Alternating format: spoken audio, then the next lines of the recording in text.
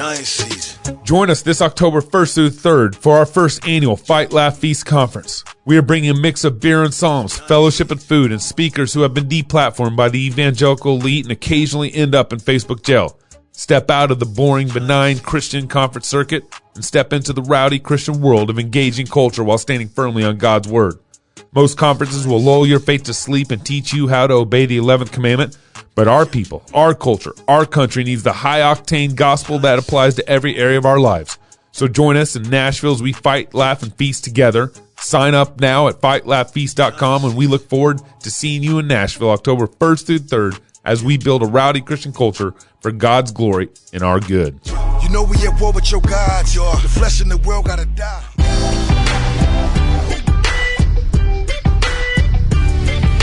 Hey y'all, welcome to CrossPolitic Midweek Fix. It is so good to be with you guys. I can't tell you how good it is. I always feel better when I hear that music playing. It's I just Wednesday. feel better. Make sure you guys share the show. Of course, you guys know the drill at this point. Download the app. Sign up for our conference. Apologia Studios. Jeff Durbin is going to be there at our conference in Nashville. Yeah. October 1st to the 3rd. David Bonson, and then of course, Pastor Wilson, Toby, and all the whole. Just a great lineup. Make sure you guys sign up for the conference. The whole gang. I don't know if you guys know, but Trex Arms just sent us a bunch of merch. Oh, is it Christmas? So it's Christmas. Yes, it is. It's Christmas in September. And Trex Arms. A holster. All those boys are going to be at the conference here in Nashville. We got some holsters.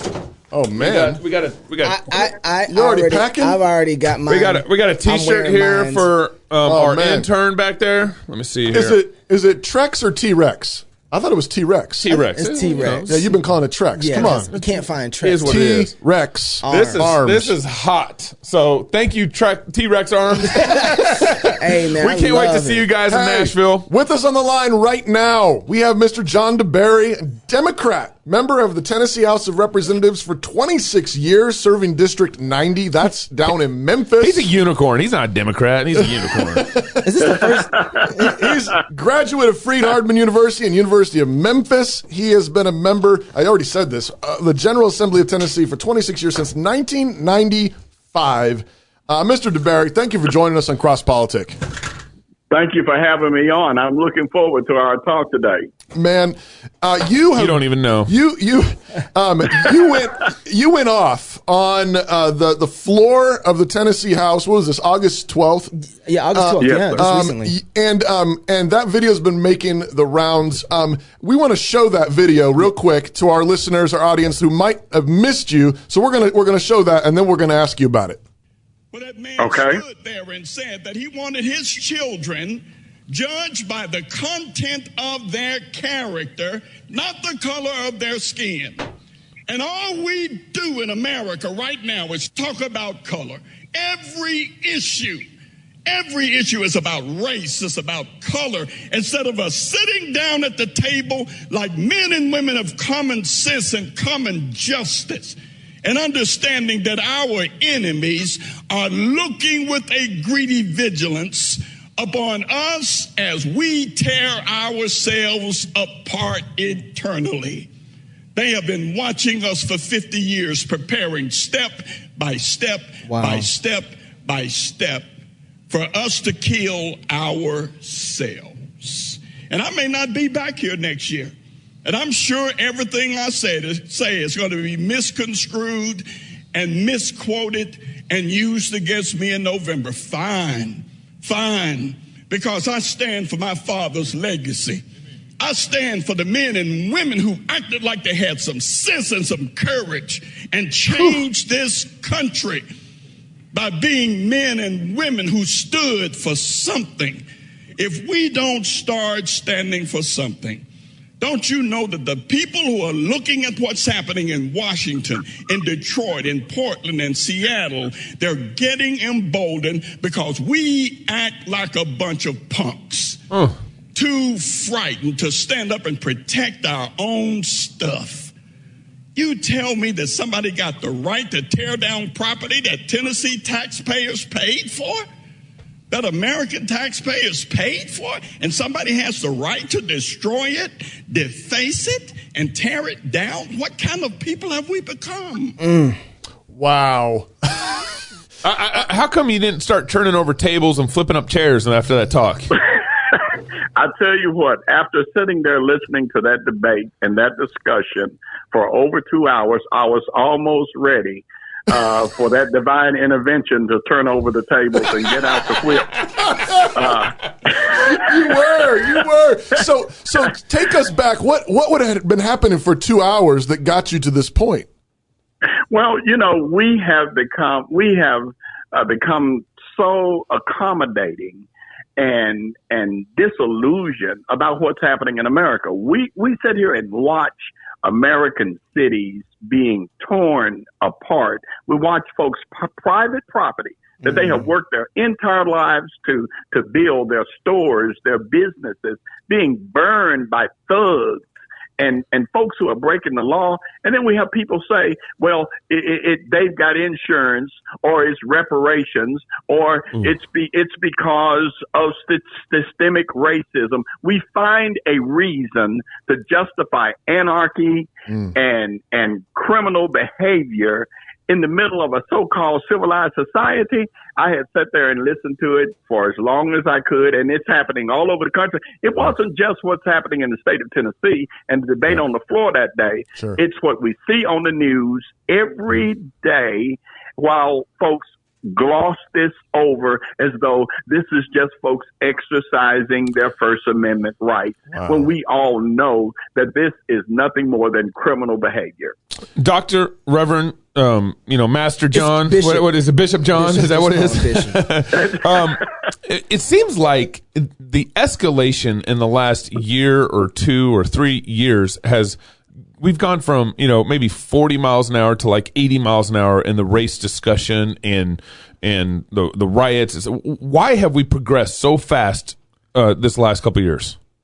Because the popular media has weaponized race. Folks stood up and said, whether you like the president, hate the president, whether you can't stand the sight of him, that's irrelevant. This is America. We have a system of government that we have respected for 200 years. And we have our faults, our failures, our fantasies, our flops and flaws, but we have always turned back to our faith in America. And what we have done is we have abandoned our faith, and all we're doing is building up all of our problems, and we're maximizing on all of this because we've used race. Race has become a weapon for the destruction of America. And there's no ifs, ands, and buts about it. It's the most effective weapon used against us in 200 years. But John, I'm sorry. Dr. DeBerry. No, John is fine. Okay. In case my mama is watching, you heard the man. He said I can call him John, Mama. Obviously, you haven't been watching the news and seeing how they're gunning down all these innocent black men in the streets. Can't you see that this racial prejudice is still existing in our country right now? Well, exactly. That's why we march. We march to have a system of justice that goes both ways. Look, gentlemen, my daddy, I stood there and watched my daddy stare down a German Shepherd and a policeman with a billy club and a blue steel on his side. I stood there and watched women get hit with that powerful water hose that almost tore their clothes off. So we fought to get to the table to talk about these issues. When folks just disappeared 50 years ago, there were no iPhones filming stuff. There were no people standing around putting video on the news. People showed courage. They stood whether anybody knew they were standing or not. What's happening now is it doesn't matter how many little old ladies have been shot down going to their mailbox. It doesn't matter how many children have been shot and killed in their car seats and in their strollers. It doesn't matter how many folks in these major cities which are murder capitals shot down needlessly as dogs. Their lives don't matter. But now, if nobody justifies what happened to those men, nobody, anybody with any common decency and common sense justifies somebody being violated in America. That's right. But here again, we have a system of laws. That's why we march. We march so the law goes both ways and punish folks whether they are in a uniform or in a business suit or in a pair of khakis. We march for that purpose. John, don't you think that part of the problem, one of the reasons why we're suffering, or one of the reasons why we're going through what we're going through now, is because we've been killing black babies since Roe v. Wade. And we've been killing white babies since Roe v. Wade, over 60 million babies since 1973. And then that blood and that guilt has been building up for 50 years. And this is part of what we're seeing.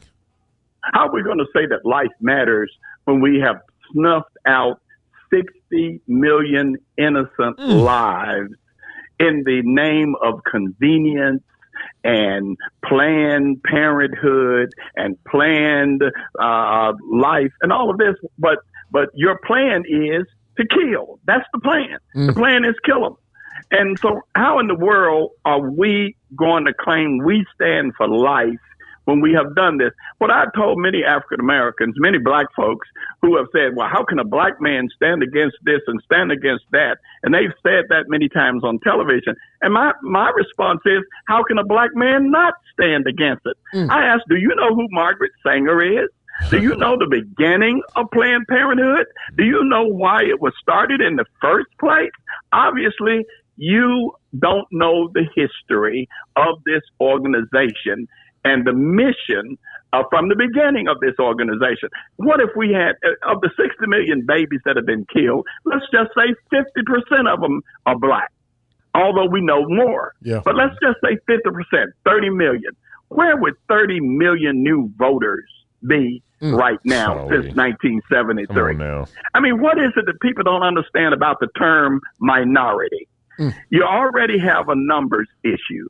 You're already topping high blood pressure, hypertension, stroke, a disproportionate confinement in the justice system. We can go on and on and on, and then we're going to kill our babies too? That doesn't make any sense. John, at what point do you step in and defend your people against the government? It seems like, you mentioned in your talk, I don't know if it played on this clip, but, George Floyd had a knee on his neck. And it seems like, and it really does to me look like the government has had a knee on our neck for far longer and far greater, and has created far greater damage, and which is actually part of some of the tension and dissension that we see now. At what point you as a representative step in and defend your people against the tyranny of the government? Well, all people are my people. Black, white, red, yellow, polka dot, and pinstripe. They're all my people. Amen. Come on, and when you get through talking about it, the bottom line is this. What folks are missing is we've had 2 terms of a black president. In the city of Memphis, we had a black mayor for over 40 years. We had a black police chief, black fire chief, black head of every organization in this city. And if you go across the nation, you've had black mayors, black congresspeople, black senators. Black folks didn't just walk off the plantation yesterday. Black folks have been in positions of authority for over 40 years. So when you start talking about the government and the system and the man and all of that, you got to look at the black faces that have been right there in positions of authority this entire time, who have not stood where they should have stood. Many times when you see where they have served, you see our people suffering and being neglected because they have sit down on a seat or do nothing, lean back on the elbows or do less, and just said, wake me up when the fight is over. But instead of standing where they should have stood. Wow. I was hitting all the buttons. You missed the organ on that one. I just hit something. I had to hit something. It didn't matter. What? No, you said that you were there with your daddy. Yeah. During the civil rights movement. What is the difference? What is the difference you're seeing between what that was going on there in the 60s and what you're seeing today in Seattle and Portland and Kenosha and all these places? Well, the difference is, I think that folks forget. We have a bunch of folks out there who are mad, don't know what they're mad about, don't know who they're mad at. When we marched in the 60s, man, I rode on the back of the bus. I walked to the back of the bus where the seats weren't cushioned. I walked in the back door and ate in the back of the restaurant. I went to the zoo on Tuesday because that was colored day. Wow. I sat in the balcony of the Orpheum Theater because that's where the colored people sat. I went to a school in 1956, Dunn Avenue School, a great school. Thank God for those schools, but everybody looked like me. In other words, the law, the system, the government, the Constitution said that we were not entitled to the basic rights and the basic freedoms that are afforded by our Constitution and by our country and by men and women who have served this country since the Revolutionary War. So it was different. We were fighting for access. We were fighting for our constitutional rights. We were fighting to vote, to vote. These kids today have never gone to a segregated school, never ridden on the back of a bus, never drank out of the colored water fountain, have never been discriminated against the way we were discriminated against. So it's not the same. I don't care what they say. It's not the same. What about the tactics even, though? You said I remember, I think it's earlier in the speech than we played, but you talked about, joining your dad, and, Martin Luther King, dressed in suits, marching, and the difference between tactics then and now. Well, back then, we were dispelling stereotypes. The stereotypes that we were ignorant, the stereotypes that we were nasty, the stereotypes that we were unhuman, that we were a bunch of walking gorillas, the stereotypes that we were uneducated, inarticulate. All of those were stereotypes that existed at that time, going all the way back to the days of slavery. Those men and women, they didn't just march for their rights. They marched to put to death the stereotypes and the misconceptions and the prejudices once and for all. Yes, I remember my daddy, even though on the hot days, they put on their suits, their ties, their coats, their hats, and they marched and they looked folks dead in the eye and said, we're not going away. And that's the difference. You got folks with masks on and hoods on, hiding their face. You got folks sitting down naked in the middle of the street, spread eagle in the middle of the street, and they're being a hero. You got folks breaking in folks' businesses, stealing the stuff they worked for their entire life, bankrupting families. And you say that this is helping America? What happened after the Civil Rights Movement, black folks educated themselves. When they opened the doors, they burst through the doors. They went to the colleges, the universities. They became professionals. They raised their children. They kept their neighborhoods pristine. In other words, nobody could say that the stereotypes, the misjudgments, the prejudices were true because they just destroyed all of that. Now what are we doing? We're rebuilding the stereotypes. Yeah. Wow. There's some. I'm sorry. Okay, go, so man. I don't know where to start. I got a list of things running through my head. You've just been scribbling on your pad the whole time. I know, and everything is. I want to get to this story. I think was it earlier this year. You got taken off the ballot of the Democratic Party. Now, I didn't know who you were. I'm just now finding out about you because this clip went viral. And there's only two pro-life Democrats that I'm aware of. Katrina Jackson down in the 16th district of Louisiana. And then you popped on the scene. And I'm trying to figure out what happened earlier this year that you got taken off the ballot. Did people vote you off the ballot? How did this take place and what's going on with that? Well, in the middle of a pandemic, by a Zoom meeting held with no notice, with no prior notice, with no time to get ready, they sent me a letter and said that you have been a protest or has been placed against you as being a Democrat, and they say that I have not lived up to democratic virtues and democratic values, even though I don't know what those are now. But I haven't lived up to those, and therefore the Tennessee Democratic Party Executive Committee made a decision that I was no longer a Democrat, and therefore I would not be able to run under the banner of Democrat, even though I had qualified And the people in my district have signed my petition, and as always are ready to vote for me. I have won 13 times with 60, almost 70% of the vote each time. Even though for 3 consecutive elections, they have thrown everything they could against the wall.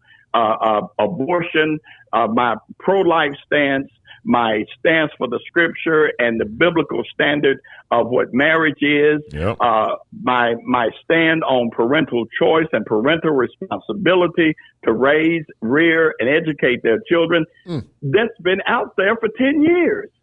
They have put it on billboards. They put it on television, on radio, on social media, and people still elected me.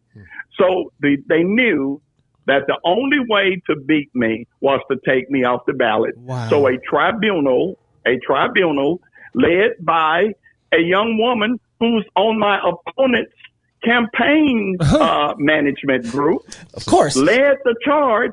So you have the opponent that takes me off the ballot in order to win the election. I've never seen anything like it. It sounds like you just got politically lynched. And well, you know what? There was a bunch of people who never been to Memphis, who never met me, who made a decision on my political future. I think the definition stands pretty true. What's your plan? Are you going to be running again in some fashion? I will be on the ballot in November, thanks to my colleagues in the House, and it was bipartisan, and the governor signed it. The bill basically says that if an incumbent has qualified, his community, his neighbors, his constituents have said, we want him on the ballot by signing his qualifying petition, that if that incumbent has qualified, which I had, and that he is taken off the ballot by this executive tribunal, then he can run as an independent. They did it as such. They waited until the qualifying deadline was up. They could have told me this in January. Right. They could have said in January, we don't like you. We don't like what you vote for. We don't want you to be a Democrat. Fine. I could have then qualified as an independent or as a Republican. I would have had that choice.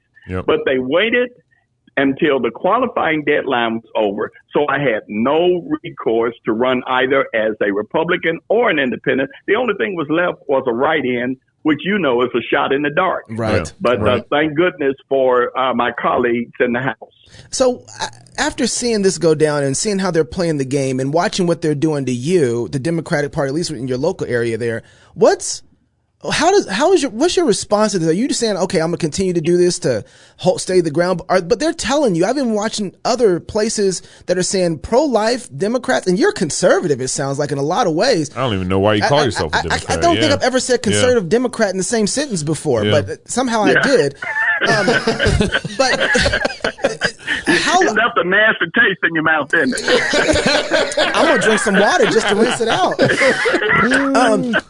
But it doesn't apply. You're almost a unicorn. But how long is your life going to be in this particular party, knowing that they're trying to get you out? Well, I am out. Yeah. I am out, and when they put me out, the fact is, the so-called progressives and others have taken over that party. The things it once stood for, they don't stand for that anymore. The Democratic Party of my daddy's era doesn't exist, at least not in the public fashion. Wow. So no, I'm not a Democrat as in that fashion. What I believe and what I stand for, I will continue to believe and stand for. And when November comes and I'm on the ballot as an independent, and if the Lord so blesses me that I succeed and win, then when I get back to Nashville in January, things will be different. So you've been around to actually drink from black water fountains, sit on the back of the bus, go to segregation, park time, racism. when the blacks are only allowed to go to certain park days. That's unbelievable. This is amazing. But also, you've been around where you've seen guys like Jesse Jackson be pro-life, and you've been pro-life even before Republicans are pro-life. But out of all of that, what's been some of the most shocking changes that you've seen kind of in the political drama that's laid before you? Well, I think the most shocking changes that I have seen is how callous folks are about life and about the fact that now, at one time it was so many weeks and then so many months. And now you have folks going on camera saying that you can kill a baby that has been born alive at 8 and even 9 months. And somebody said, well, just lay him there and keep him comfortable till he dies, because the mother still has the right to choose whether that baby lives or dies. That's un-American, it's unconstitutional, it's unchristian, it's ungodly, it's demonic. And to see folks run on a national scene, and the folks who will make the decisions for this country, and they're saying that they support late-term abortion, to me, that is frightening. It's frightening to hear people say, there was a time when slavery was the law, when you were told what you had to think, how you had to dress, when to get up, when to go to bed, when to go to work, when not. Yeah. And now we have people saying, well, if you're not a Democrat, then you're not black. Excuse me? I'm not black. I've been black for quite some time, and I have the right. I have the right to vote as I see fit. And I think that one of the things that has compromised a certain demographic is folks taking them for granted because they refuse to listen to the whole story. They listen to one side of the story and make a one-sided decision that most certainly hurts us all. So what has bothered me most is the lack of decorum, the lack of respect, mutual respect, the lack of respect for American institutions, for the presidency, for our monuments, for our history. We got people talking about change the Constitution, change the Supreme Court, tear down the Washington Monument, dig up the Jefferson. I mean, we have lost our minds. Wow. And it's just, it's frightening when you think about it. Sir, you're a pastor, and you're already kind of preaching on us, but you got people to talk to, and they're hungry to hear from you. You walk into the pulpit on a Sunday morning, they hear these things, that people want to tear down the country. People are so calloused about the life of little ones, unborn and born, race, all this violence and vandalism and so on. As a Christian pastor, what do you think the people need to hear the most from their pastor, given this political landscape? I think that we've got to go back to the basic biblical principles. First of all, love your neighbor. How are you going to love me and burn down my stuff? How are you going to love me and shoot my child? How are you going to love me and kill my grandmother?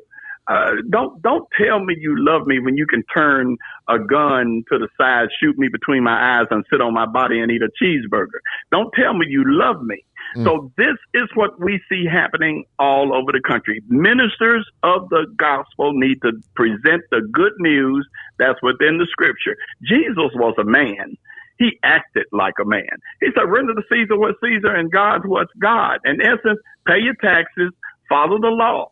But your soul is accountable to your creator, and that is God. Until we put God back in these families, I remember in 1956, Dunn Avenue School, stood there in Miss Riley's class, and I remember standing beside my desk and for the first time in a public place, put my hand over my heart and say the Pledge of Allegiance. I can remember it like it was yesterday. And I can remember her pulling her desk drawer open, taking her Bible out, and reading a Bible verse.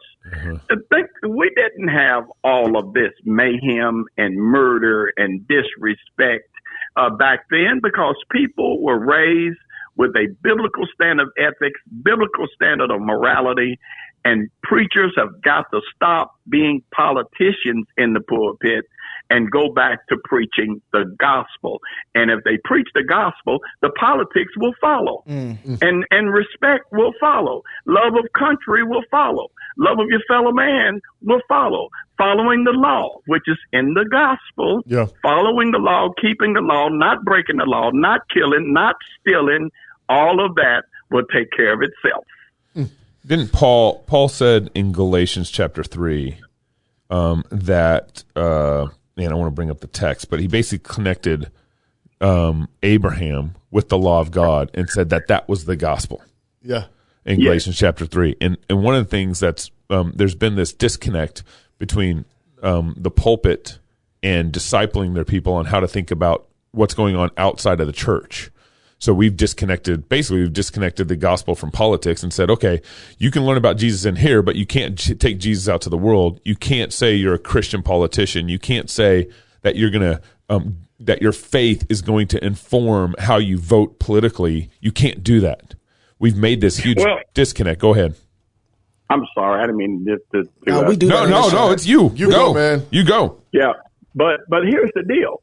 They're not anti-religion.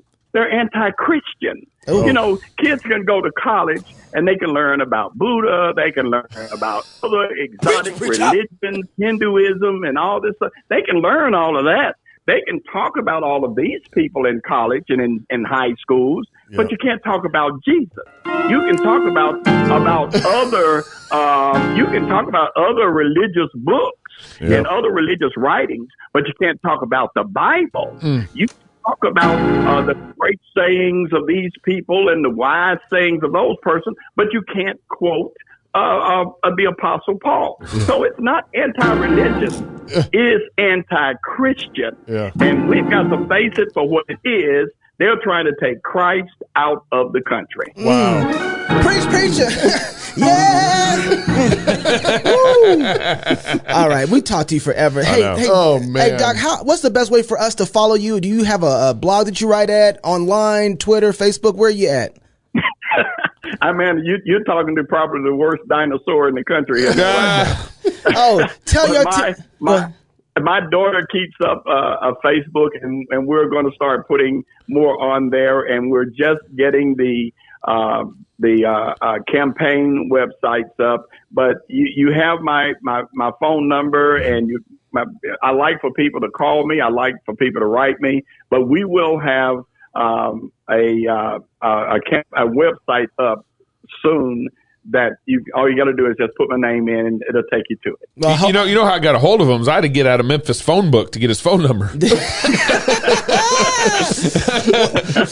but it worked. It worked. Hey, Doc, we're so grateful to have you on the show. Hope you come back. John DeBerry, representative of what district is that? 90? 90. District 90. Yeah.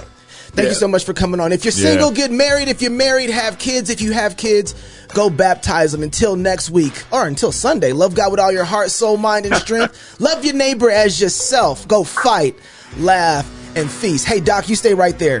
Wow. Man, we keep going. We keep going. He really could have. I was about ready to give my offering. Where'd my offering go? Americans have been traveling down the health insurance highway for decades. But lately, it's been taking us to places we don't want to go. For Christians, it's hard to know which road to take. Or is it? Samaritan Ministries provides a different direction, a biblical path for their members to pray for each other and share financially in each other's medical needs. This idea that Samaritan has adopted from the book of Acts should permeate all parts of our lives, not just health sharing. We, as a body of believers, are living out New Testament Christianity. This is what God intended for the church. Do you believe that you need an insurance company, or do you believe that God will provide your needs? And there are people that you've never met before who are going to pray for you and meet your needs. There's another way. Looking for a new direction for your health care? Visit us online at SamaritanMinistries.org.